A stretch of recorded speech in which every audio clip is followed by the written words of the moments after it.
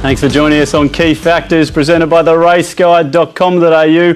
Stu, Rich and Mike Wood here for our last show of 2017. And Mike, I must say, mate, I've really enjoyed this year. We're here to do the quaddie show. There have been a few big paying quaddies throughout the year, which is a good start. But a lot of these best bets and value bets, they've been found, mate. Another good one last week, 3 from 4, a big win. Yeah, they were paying big bucks as well, weren't they? 750, 750, 340. The quaddies, I think we just got our nose above water, about even for the year. But the best bets have been flying. We got a positive return for the year, which is what it's all about. We're really hard on ourselves, though, and we'll keep innovating in 2018. Looking forward to next year and more good punting. We are looking forward to that next year. And look, that's the betting angle covered, Mike. What about racing, both on and off the track? What's been one of your highlights of 2017? Yeah, definitely not the tracks. 2017 might be a year remembered for bad bias in Group 1s. Maybe the track, not the horses, decided a few big races, which is far from ideal. But my favourite horse of 2017, in her time, Benjamin Smith. One of the toughest mares around. Please, I hope she wins a Group 1 in 2018. What about you? I think she might be. Got to follow her with a keen eye. I mean, mine would be Scholes, coming from a Seymour maiden, the Melbourne Visitor, winning in Sydney, the Percy Sykes, all the way to the Maya. That horse is one to look out for mine. And thank you for getting me onto her as well, Stu, a couple of times. She paid well. Yeah, did well at the start. Look, it's been a great year. And look, now it's on to Warwick Farm. I mean, the country vibe hits the city in Warwick Farm. A whole new look out there now with the Inglis stables being built. And that's where we're going to head, Mike. We're here to do the quaddie, so let's get stuck into the first leg. And how about Bjorn Baker? I mean, we've got our own tipping service, but Bjorn on Twitter, he's got Bjorn's bets. He's returning about 160%, I think. So we might have a little bit of work to do to catch up to him. He sounds like he might have the edge on us, but I haven't done the maths yet, Stu. It sounds good. Well done, Bjorn Baker, for your tipping service. And obviously your training's firing as well. Benchmark 85 to kick us off, 1,200 metres. A fair strong tempo over 1,200 metres with El Mio Destino going forward. She likes to set a strong clip. Good 3 to good 4. The rail's in the true. Last time it was in the true and a good track, we had a fair bias. So hopefully after a few weeks off, the bias will be fair at Warwick Farm. Across to the 3 key factors for this first race. Distance, the 1,200 metres. Looking for genuine sprinters. Position and run. Who gets the gun run? One particular horse does. And scope. Which of the horses on the rise? There's a look at the key factors. Let's have a look at the market now for this first leg of the quaddie at Warwick Farm, as just said. And there's Bjorn's mare, Test the World, in great form, $2.50, pretty short in the market. Sugar Bella, the other last start winner there, $4.20. Eusebio, $6.50. Bratislava for Godolphin there. Look, they're the only ones under $10. Mike, Test the World. The punters have come already in from $2.80 here. Yeah, she's a fantastic mare. And we talked about in her time being a great mare. There's some similarities between these two horses. They're just so tough and they fight so hard. Let's look at her second up. 1,100 metres at Rosehill Gardens in what could turn out to be a really hot form race. Horses like Bonami, To Excess running on behind her. She's in the yellow. She takes a while to get out. She's had the box seat run, I guess, but she gets out. She cops a bump halfway down the straight, but she shows all those good qualities, doesn't she, Stu, in this race? Yeah, will to win is what I've got this horse as. She just loves to hit. There's that bump there, as you said. That was pretty decent, but picked herself up, hit the line. That's what you want to see. Yeah, margin to 4th. The time was hot. She showed some fight. So she's got class and fight. Not much more she could have done than this, and she gets the box seat run, I think, again on Saturday, so she should run right up to that mark, third up. And staving off Bonami there. Let's have a look now at the other last start winner. It was Sugar Bella, coming wide this day and, well, just ran away with it. This was a great win. This is an unbelievable win. It looks unbelievable on paper, but you've always got to remember what class she's in. We just looked at a benchmark 89 race. This is a fillies and mares benchmark 67, which is pretty much the same as a benchmark 63, which puts it 13 kilograms lower in grade, which is a big difference. But despite that, all she can do is win. She's first up over 1,100 metres and she does win by a margin. Wins by a margin, but you've just put some decent analysis into there at the weights. That's all we're going to have a look at now, Mike. It's key factor time. We're going to have a look at all this analysis in depth, get stuck into all the key analysis. We're going to start with the form. Who's leading us the way? Yeah, you can't have Sugar Bella on top for form. She can improve. She's got scope. We'll look at that soon. But Test the World, Eusebio, Bratislava, they get the gold bar for form. Okay, as we get the race started, it's a 3-horse war. What about the first of the key factors, distance? Looking for horses to get a kicker up to 1,200 metres. Those two favourites, Test the World. We weren't sure about her, 1,100 metres. Up to 12 is perfect for her. Sugar Bella smashed the line. She'll love it too. The two favourites out in front there as we round the turn into position in run. Who gets the gun run? Barrier 1 off a strong tempo behind El Mio Destino. Everything's in order for her to get the suck run, peel out 250 metres from home and win. We'll show you the best bet soon, but she gets a great position in run. Great position in run for the favourite. What about scope? Who's really got the margin to improve here? Yeah, just the 4 favourites. You'd be surprised if any of those other horses won. The 4 favourites all have upside, and one of those will win, we think. So it's Test the World over the line from Sugarbella. A couple of the other favourites there. It looks as though we're starting off with a bit of a favourite race, Mike. Time to have a bet here. This is where you've really got to say, well, the market's probably got this one right. Are you a $2.50 punter, though? The money's already come. You've put me off Sugarbella a bit there by those comments you've just said, out of its grade. So, look, are you a $2? Do you take the shorts here, or do you look a little bit wider to a couple of those top raters? Oh, I don't know. Yeah, I don't know either. You could go either way. If you like Eusebio or Bratislava, don't let us put you off. But Test the World, we've had such a positive case for her, haven't we? And you know she fights so hard. She's such a winner. So you put the ratings aside, she's just going to run a massive race on Saturday, and you can't, like $2.50 is fine for us. We'll put her in from the box seat. Eusebio is the horse you don't want to lose on first up. Have him as a cover bet at least. He can win first up. So it's confidence in the favourite there in the first leg of the quaddie at Warwick Farm this weekend. Let's have a look at the second leg now, and it's the December handicap, Mike. And so many questions on some of these horses. I mean, you've got supply and demand after the Perth flop. Gold Symphony in Brizzy Fresh did come up sore though. Morton's Fork, quality, but just needs a win, and one horse that is winning is, can Invincible win again? Yeah, it's a great race, Invincible. Hopefully he doesn't win again. Maybe we have to put him in the quaddie just in case. It's a handicap, 1,400 metres, fair tempo, good track, fair bias, we hope. So a really fair race for one of the feature races on Saturday.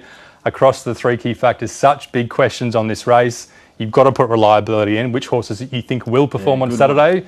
Weight, there's one particular important claim, and scope. There's one horse with big upside in this race. Okay, so it was a favourite in the first leg of the quaddie. Let's have a look at the market now to see where the punters have put their hard-earned before Christmas. And supply and demand, his favourite off that disappointing first run, Perth run, $3.60.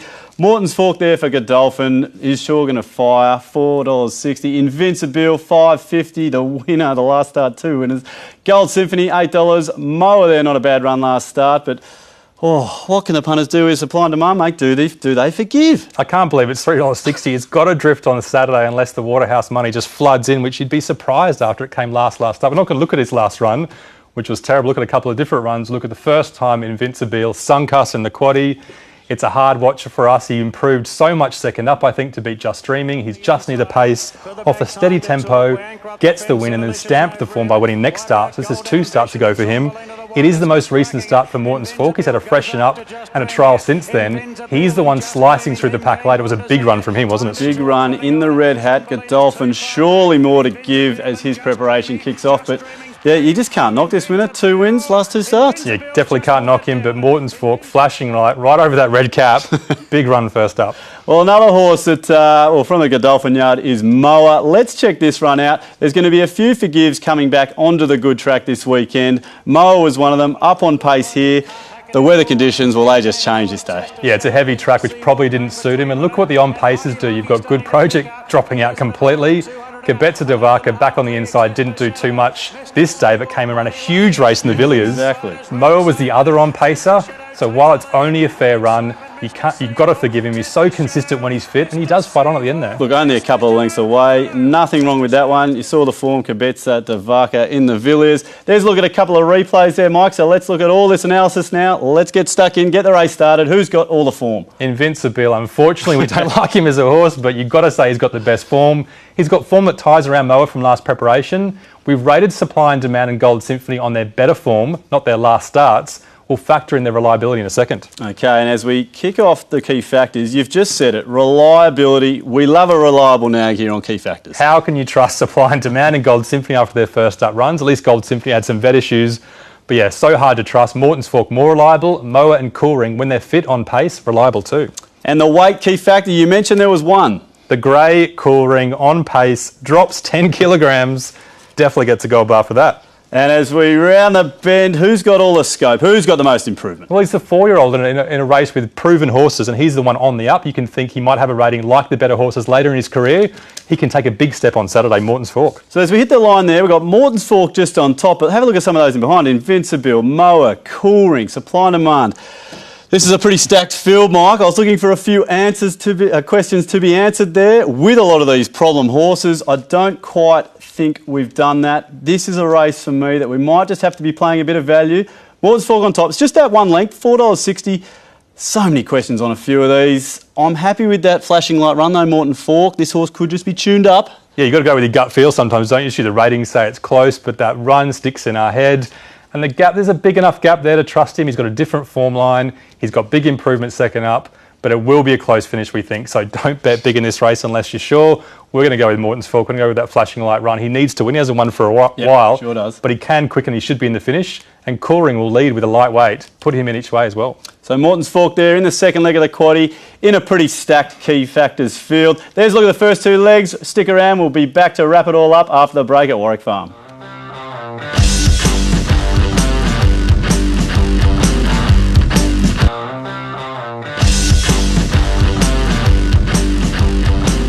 Welcome back to Key Factors, presented by theraceguide.com.au. We're up to the third leg of the quaddie at Warwick Farm this weekend, and it's the hashtag the races handicap, Mike. And, well, is a win in the pipeline for good old Pipeline. Third up and going well. And how's this big unit man of choice? Profiling is so important. How's he going to get around this Warwick Farm circuit? Yeah, we were worried about that. He's a big horse. It's a tight track. We went back to one of his first starts, fifth to Red Zell in a maiden. I think that's probably good enough. So he should be okay. Benchmark 86, 1400 metres, a steady to fair tempo in this race. Not too many going forward.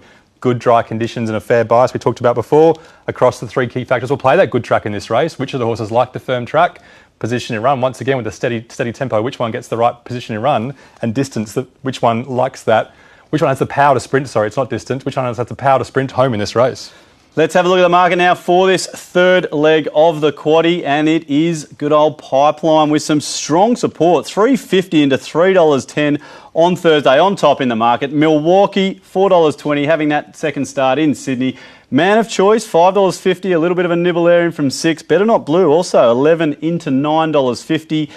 Pipeline, Mike, he's been going pretty well in his races this time in, and is that win just around the corner? The punters thinks he might be. Yeah, he's a horse that still needs to be proven, Pipeline. He's a pretty decent animal, but he still needs to prove he can win in a decent grade. He's third up on Saturday. Is it the time for him? Let's look at him second up last start and see how he went. The thing about this race is it was a pretty strong tempo, wasn't it, Stu? Pipeline was outside the lead. He was exposed. He hit the lead early, and he fought on pretty well. Love a horse that does hit the lead early because it just brings so many undone, but this horse seemed to stick on really well this day. Getting to third up now, got to be at that peak. Yeah, definitely can improve. 1400 metres still a question for him, although the last 1500 metres he did fight on. Man of Choice is in the green. He was first up this day. He found a tiny bit of trouble. It might have cost him half a length. He didn't quite hit the line as well as Pipeline, but once again, he is second up with more improvement to come. Both decent runs. Okay, so that's good to note. Man of Choice might not have been able to turn the tables there even with a good run. Yeah, but he has some improvement to come too. Okay, there's a look at one of the first replays. Let's have a look at a horse, another second, and, well, let's face it, this horse loves to come second. 29 starts, 1 win, 8 seconds, 4 thirds. We speak of Warwick here, Mike. Warwick is a horse we'd like to focus on because it's one that always features in the sectionals every 2 or 3 starts. But what do you do with this horse? We backed him 2 starts ago for a place, he did nothing. And then last start, he comes out and does this. Off a tempo that wasn't that strong, really, despite the early sectionals. Comes to the outside, runs massive sectionals, gets past a good horse for second. But that 1 win from 29, Stu, geez, you just can't trust a horse like that, can you? Oh, you can trust it to smash the line to get a place, can't you? He'll come second again, we think. There's a look at a couple of replays there. Let's have a look at this analysis now and get stuck into the key factors. Mike, who's got all the form coming into this? Surely Pipeline's right up there. Yeah, Pipeline gets the gold bar for form. There's some few bad form horses there. Better Not Blue, Magical Stance in the market, but not great form for them. All right, so it's just Pipeline out in front as we hit the key factors. Back to the all-important good track at Warwick Farm. Yeah, Milwaukee, we liked him in a good track last start until the rain came and he wasn't on one, so he gets a gold bar. He can improve onto a dry surface on Saturday. Okay, kicker for Milwaukee there. Position in run. Who's getting this? A lot of gold for the favourites, I see. Yeah, the favourites get a gun spot near the pace. Pipeline, Milwaukee, Man of Choice get control of this race, which will make it hard for the other horses to run on. And as we hit the line, Power. Who is going to hit that line at the finish? Well, Wiley's got power, but has he got guts over the last 50 metres? We don't know. Pipeline, Milwaukee, Man of Choice. The favourites again, they can all quicken. Better Not Blue likes a strong tempo or a wet track. So it's a lot of love for the favourites here on key factors. Pipeline and Milwaukee just out in front. All pretty tight. Look, it's like you've got 2 favourites here. 2 of them are winners. And the next 2 favourites, well, they're pretty much non-winners in Man of Choice and Voilia. So, mate, I'm very happy to be sticking with the winners here. You know that's what I love to do. 310, 420. They're winning horses for me. How are we playing? I'm taking your advice, Stu. Man of Choice. He's in the mix, but he doesn't win enough. Voilia absolutely never wins. Pipeline third up on Milwaukee on a dry track. Better odds Milwaukee on pace from the inside barrier. You could choose either. They're both decent bets. Milwaukee's the one for us. We'll put those place horses in the exacta. That's the value bet for us. The exacta there with a couple of those horses that just love to run a place, but it's Milwaukee on top in the third leg of the quaddie. Let's wrap it all up now, Mike. Last race for the year for us, and look what they've done to us. The tab, fillies and mares, the quaddie killer, save the best till last. What about Pecans? You talk about a bit of luck in racing. This horse got sold 3 starts ago for 50 grand. It's had 3 starts since then, has made $46,500. You said you were going to get one of these Godolphin tried horses at the start of the year, and we never did. What happened? Would you believe it? I was looking at this horse for a week. I didn't press the button. It's like not putting a bet on early with early odds, and you just miss it. I almost rang up Tricolour Syndications. Geez, Stu, I regret it. Benchmark 85, 1400 metres, steady tempo. Good conditions and a fair bite. Hopefully another fair race to finish us off, but there isn't too much tempo. Distance, the 1400 metres is a key factor. Because of the tempo, you need to get the right spot near the pace, and we'll play scope again. Which horses can improve into this last race? As we have a look at the market for the last leg of the quaddie, let's hope the punters can all end it with a winner. And it's Noir. That was a decent win last start. $2.90 there. And the money's come for that horse, Mike. $6 into $4. The owners are cheering this one. Medal, $5. Miss Ballantyne there in behind Noir last start at $8. But look, the punters, they're saying Noir can just do this again. That was a pretty serious win last start and well backed again. Yeah, she's got a great winning record. She's from the Waller stable. She's on the up. So much to like about it. She's got the inside barrier again. Let's have a look at her last start and see how good she was in a race with a lot of runners coming through this race. Lemia Stray on pace. Noir getting the gun run just behind the leaders. A few others running on. Miss Ballantyne coming into second. She had to come wide on the turn. That was a pretty good run from her. We've shown a few gun runs in this episode tonight, but have a look at this. She just peels 3 wide here. This is pretty much where the race is all over. Comes into it beautifully. Miss Ballantyne chasing, but you can't knock a good winner. Yeah, there was a strong tempo, an honest tempo this day. First and second, they're the horses we like. Queen Misty's always in the mix, but she always gets a place. And Overstep, she was so good up the straight, wobbled around the turn this day.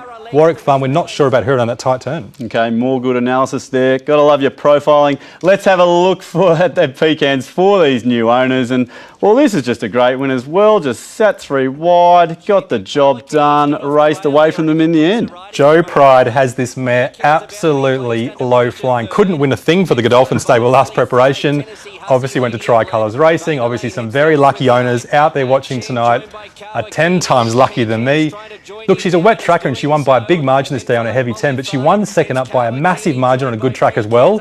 And the form ratings do stack up really well. Mollyfield in third there has form that ties in through Noir, which puts Pecans on top. Okay, and look at this, just running away, ease down over the line. A great racehorse. Joe Pride's got her flying. Oh, look, there's a couple of replays there to have a look at. Now it's all a form, Mike. All this analysis. Let's wrap up 2017 with a bang in the form and the key factors. Yeah, we could have put Pecans on top with that form line, but it wasn't a heavy 10, so we put all 4 favourites on top. Overstep not going quite as well as those 4. So plenty of form. Let's hit the key factors distance. How are we going to split these up? Wow, lots of gold. Maybe not a key factor because so many like the distance. One thing to note on this page, though, don't forget Wangwar over 1400 metres. She can stay, but she can sprint as well. Okay, so it's the 4 favourites out in front, and who's positioned in run? Who's going to get the gun run?